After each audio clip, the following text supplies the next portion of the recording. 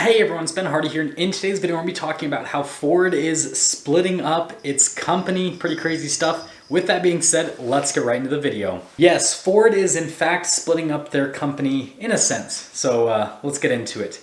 Basically, the key thing you guys need to know is Ford is making a distinct line between internal combustion cars and fully electric vehicles, and they're basically splitting up the business. So they're going to have a side of the business that just focuses on EVs and a side of the business that just focuses on the quote unquote legacy vehicles.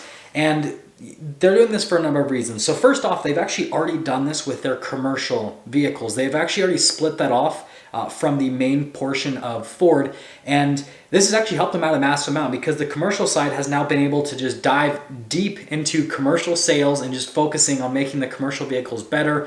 And because they just have this narrowed focus, it's helped them to just expand things pretty largely, and it's just helped out overall. And so Ford is looking at this and they're going, okay, well, EVs are kind of a new segment. We need to do the same thing with that. So now they're making the same distinction. So we're going to have three different parts of Ford at this point. We're going to have, again, the commercial side. We're going to have what's called the legacy side, basically, which is going to be selling the combustion vehicle, internal combustion vehicles. And then we're going to have the EV side of things. So first off, what this is going to mean for the internal combustion cars is this means that there's going to be more focus with this area for Ford.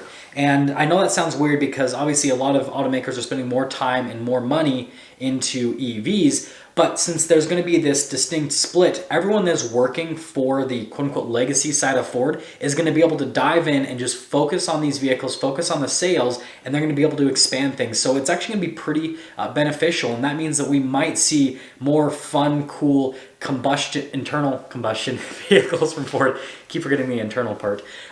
We might see more of that in the near future because we're going to have this team with Ford that's now just purely focused on that, and they're not worried about, oh, what EV should we sell, what EV should we make, all that kind of stuff. That's going to be off the table for them.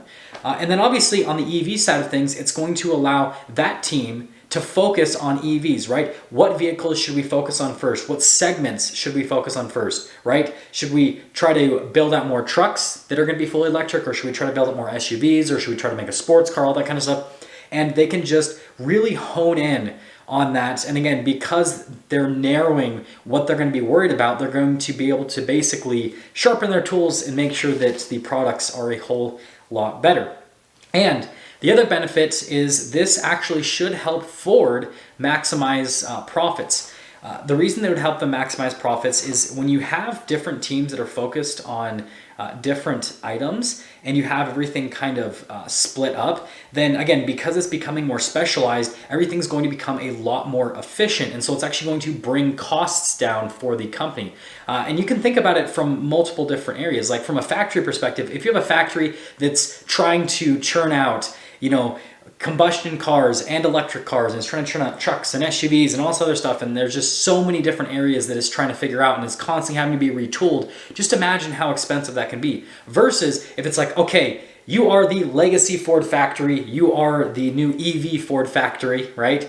And the legacy Ford factory, you focus on this, and so they can make sure that they basically make that factory as efficient as possible with building these quote-unquote legacy vehicles. And on the EV side of things, they can make it so the factory is as efficient as possible with producing the new electric vehicles. And it's just a complete, bottom-up, top-down effect where it just helps out everything. And so Ford is very optimistic, and they think that this is going to help just increase profits.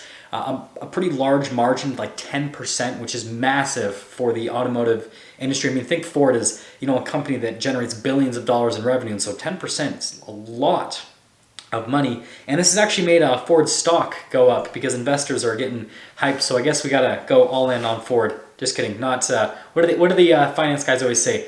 Not investing advice, just for entertainment purposes. So we're gonna go with that as well. Now, the other big benefit to splitting up the business is this means that they can have a different sales model with the EVs. So right now with the EVs, they're just sold through normal Ford dealerships, and so they're sold with normal practices. And you guys have probably seen this if you have ordered a Ford Mustang Mach-E, or if you've ordered the new F-150 Lightning and had to deal with dealerships that want to mark up those vehicles, especially in today's market. You're like, probably pretty frustrated, especially if you're someone who's bought several EVs from like Tesla, for example, where there's no markups whatsoever. You're buying direct from the manufacturer and just picking up the vehicle. And then you go to Ford because you're like, oh, Ford actually makes a better product than Tesla, just saying. But you have to deal with the dealership experience, and it could make things kind of frustrating. And so that's the other reason why Ford's doing this split, is they're hoping that this will allow them to basically become a business similar to Tesla with EVs, where it's kind of like consumers purchasing directly from the factory. There's not going to be any markups. And again, that's actually going to help out with profitability, because right now we're in a market that is very overinflated with prices. But in a normal car market, cars get discounted more often than they get marked up. And so if Ford goes and they build out this business model where people just pay MSRP for every single vehicle, there's no cars over MSRP, but then there's no cars under MSRP, that actually improves profits, because that means that Ford's not having to do rebates on those vehicles. They're not having to do any sort of discounts on those vehicles whatsoever. And so then they're making more money on the vehicles. Think about it from this perspective. Think if Ford, on like a regular vehicle, right? Think if they sell it to a dealership. And let's say that they sell to a dealership for a certain amount of money. Let's just say $50,000. And let's say the MSRP is $55,000. Okay, so Ford sold the vehicle to the dealership for $50,000. The dealership then can sell it for $55,000. And so the dealership could make $5,000 in profit. And let's say that it costs Ford, $45,000, just to make the math easy, to build that vehicle. So Ford's already made $5,000 selling that vehicle to the dealership. But then the dealership says back to Ford, hey, we're struggling to sell this vehicle, and Ford sees that a lot of those vehicles are sitting on lots. Then Ford's going to go, oh, we have this rebate to get customers to buy this vehicle that'll be $2,000. And so now the dealership is selling it for $2,000 less, but that rebate's coming from Ford, not the dealership. And so then Ford is taking $2,000 of their profit, and they are giving that away. So instead of making $5,000, they're now making $3,000 in our example. And so then if we go back to the selling directly to customers, Ford selling directly to customers, there's no dealership associated with the transaction, which it sounds like that's kind of what they're trying to build out. And they just sell these vehicles for MSRP. Well, first off, they're not selling these vehicles to a dealership. So they're already making, in our example, they're already making another $5,000 in profit, because they're selling the vehicle at MSRP direct to the customer. There's no middleman. And then on top of that, if they're selling everything for MSRP, there's no rebates or anything. That's even more profit. And so this vehicle, in our example, that was only a $3,000 profit for Ford, is all of a sudden now a $10,000 profit for Ford. And again, just a, example.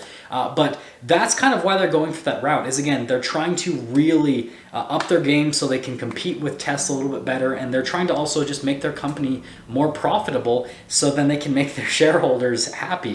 And so, yeah, I think it's an interesting move. I think it's a move in the right direction. It seems like people that purchase electric vehicles kind of have like a different mentality about car buying, where versus people that are purchasing, quote unquote, legacy vehicles. Just what I've noticed, especially with everything that Tesla set up, it seems like people are okay with paying the exact same price for a vehicle. Like it's like the iPhone effect.